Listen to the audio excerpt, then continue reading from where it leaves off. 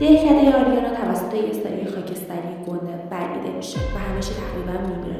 آریانا یه دختر معمولی ولی با دل شیر فهمید راه حل کجاست. شمشیر ستاره، یه شمشیر باحال که از نور ستاره ساخته شده بود و تو غارهای مه‌آلود قایم شده بود. همه میگفتن که محاله، اما آریانا جلوی همه وای میسته و میگه من دهکده‌ام رو پس میگیرم.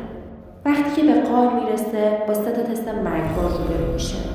جای شمشیر 3 تست خفن جلوی روش سبز میشه، اما این تستا قدرتی نبودن. اولین تست آینه لعنتی. آینه بهش نشون داد که اگه شمشیر رو بیاره ملکه میشه. همه زیر دستش. آریانا یه نگاه به خودش کرد و گفت قدرت به درد من نمیخوره، دهکده‌ام میخواد. و آینه ترک خورد و نابود شد. رابطه یه آدم جونور ترسناک جلوش سبز شدم. بهش گفتم با ما بود قسمتر. آریانا به جای شمشیر کشیدن شروع کرد به آواز خوندن. آخه این جونور فقط از اون رو میترسیدن و قیب شد.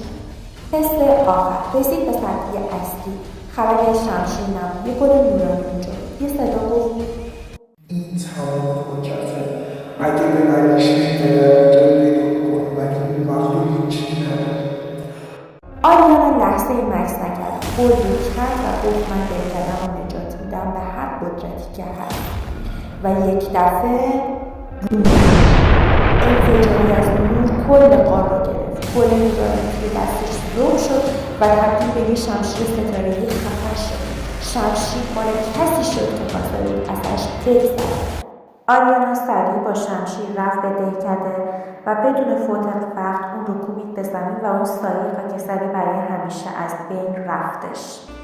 آریانا و مردم دهکده اون رو جشن گرفتن و خوشحال بودن و همه مردم فهمیدن که قدرت مال اون کسیه که بتونه از اون قدرت بگذره و اونه که قهرمان